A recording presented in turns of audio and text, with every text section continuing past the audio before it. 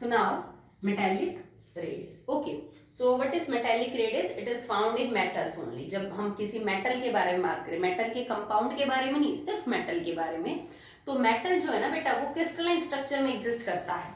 जैसे sodium chloride का crystal होता है, इसी तरह से मेटल के भी क्रिस्टल होते हैं। Metal also have crystalline structure. Metals have crystalline structure, ठीक है। लेटिस होते हैं मेटल के भी। जैसे अगर मेरे पास छोटा सा आयरन का टुकड़ा है तो उसमें आयरन का लेटिस मिलेगा, क्रिस्टल मिलेगा, ठीक है। और मेटल्स कैसे जुड़े हुए होते हैं बेटा? जैसे अगर मेरे पास एक इतना सा टुकड़ा है, चलो मैंने उसको बहुत ज्यादा इलेबोरेट करके देखा, तो यूं मिलेंगे आयरन 2 पॉजिटिव 2 इलेक्ट्रॉन, फिर आयरन 2 पॉजिटिव 2 इलेक्ट्रॉन, यूं। आप जानते हो ना, शायद मैंने आपको 10th में ही बताया था कि सॉलिड स्टेट में इलेक्ट्रिसिटी कंडक्ट क्यों कर पाते हैं जो मेटल्स हैं वो, क्योंकि सॉलिड स्टेट में इलेक्ट्रिसिटी कंडक्ट करने के लिए फ्री इलेक्ट्रॉन्स होना नेसेसरी है। और अगर आप ये माने कि आयरन के एक टुकड़े में आयरन के एटम यूं जुड़े हैं एक दूसरे से, बिकॉज स्टेट इज सॉलिड, तो इसके इलेक्ट्रॉन तो बेटा घूमने के लिए फ्री थोड़ी ना है, तो फिर इसमें से बिजली कैसे पास होती है? तो एक्चुअली में मेटल इस तरह एग्जिस्ट करते हैं। मेटल अपनी कर्नेल और फ्री इलेक्ट्रॉन्स की फॉर्म में मिलते हैं। कर्नेल्स क्या होती है बेटा? किसी भी एटम में से जब मैं उसके सारे वैलेंस इलेक्ट्रॉन निकाल दूं तो जो पॉजिटिव चार्ज चीज बच गई, that is known as kernel. जैसे सोडियम में से अगर मैं एक वैलेंस इलेक्ट्रॉन निकाल दूं तो सोडियम पॉजिटिव आयन सोडियम की कर्नेल है, ठीक है, वैलेंस इलेक्ट्रॉन निकालने के बाद। तो मेटल्स हमेशा इस फॉर्म में मिलेंगे, उनकी कर्नेल उनके इलेक्ट्रॉन, उनके कर्नेल उनकी इलेक्ट्रॉन। कर्नेल भी घूमती रहती है लेटिस में, इलेक्ट्रॉन भी घूमते रहते हैं। ये इलेक्ट्रॉन फ्री है घूमने के लिए, तभी इनमें से बिजली कंडक्ट हो पाती है। ओके, तो यहाँ पे हम मेटेलिक रेडियस की बात करेंगे, क्योंकि ना यहाँ पे कोवलेंट बॉन्ड है, ना वंडरवाल है, ना आयनिक है, ठीक है। तो एक मेटल और दूसरे मेटल में जो बॉन्ड है that is metallic bond. Okay, और उसी के लिए हम रेडियस देख रहे हैं, मेटेलिक रेडियस। तो मेटेलिक बॉन्ड और कुछ नहीं होता बेटा, क्या होता है? It is a force of attraction between positive charge kernel and negative free electron, ठीक है भाई। ये कुछ नहीं होता, पॉजिटिवली चार्ज कर्नेल और नेगेटिवली चार्ज इलेक्ट्रॉन में जो फोर्स ऑफ अट्रैक्शन है वो मेटेलिक बॉन्ड है। जैसे आयनिक कंपाउंड में Na पॉजिटिव और Cl नेगेटिव के बीच में फोर्स ऑफ अट्रैक्शन है, पर वहां एक कैटायन और एनायन में है। यहाँ एक कैटायन और एक फ्री इलेक्ट्रॉन के बीच में जो फोर्स ऑफ अट्रैक्शन है उसको हमने किसका नाम दिया? मेटेलिक बॉन्ड का नाम दिया। सिंपल है, ठीक है। अब आप मेटेलिक रेडियस को कैसे समझाओगे? एक कर्नेल के न्यूक्लियस के सेंटर की डिस्टेंस और उसके साथ जो दूसरी कर्नेल है, अब इसके साथ जैसे मान लो ये दूसरी कर्नेल है, यहाँ पे मैंने Fe2 पॉजिटिव दिया, तो इन दोनों के सेंटर की न्यूक्लियस का जो डिस्टेंस है उसको आप क्या कर दोगे बेटा? हाफ कर दोगे, बस इतना है। जैसे एक कर्नेल यहाँ है और दूसरी कर्नेल यहाँ है, इन दोनों के सेंटर की डिस्टेंस का हाफ कर दो, that is equal to the metallic radius. और ये फिक्स नहीं, घूमते रहते हैं इधर उधर, कर्नेल इधर उधर चली जाएंगी।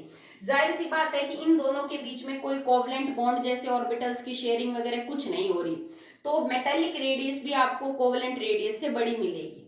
Metallic radius is larger than covalent radius, क्योंकि इलेक्ट्रॉन और जो कर्नेल्स है they are moving and they are not that so much close to each other, जैसे कोवलेंट बॉन्ड में है। तो मेटेलिक रेडियस भी बड़ी मिलेगी आपको, किससे? कोवलेंट रेडियस से।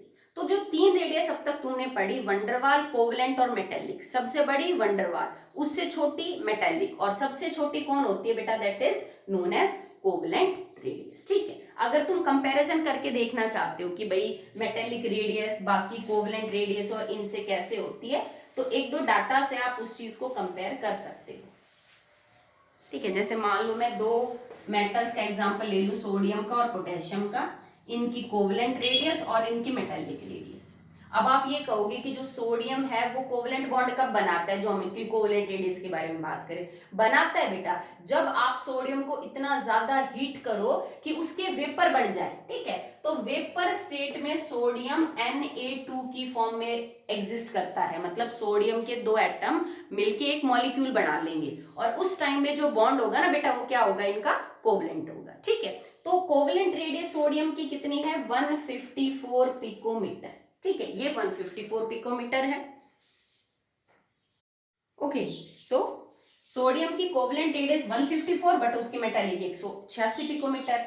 पोटेशियम की इससे ज्यादा ही होगी बेटा, साइज में बड़ा है। तो पोटेशियम की कोवलेंट रेडियस 203 पिकोमीटर बट उसकी मेटालिक रेडियस 231 पिकोमीटर। यहाँ पे भी सेम है। अगर हम बहुत ज्यादा हाई टेम्परेचर पे रखें सोडियम पोटेशियम को, वो वेपराइज हो जाएंगे और वेपर कंडीशन में वो कोवलेंट बॉन्ड बना सकते हैं। तो तब इनकी कोवलेंट रेडियस का डाटा ये है। और जब ये सॉलिड स्टेट में अपने मेटालिक स्ट्रक्चर के अंदर हैं, तो सॉलिड स्टेट में इनकी दो कर्नेल्स के बीच की जो डिस्टेंस है न्यूक्लियस के, उसका हाफ 186 और 231 पिकोमीटर है। तो मेटालिक रेडियस उसी एटम की बड़ी मिलेगी, कोवलेंट रेडियस सबसे छोटी मिलेगी और मेटालिक रेडियस से भी बड़ी रेडियस मिलेगी आपकी वंडरवाल की। ये साइज का ट्रेंड इंपॉर्टेंट है, याद रखना।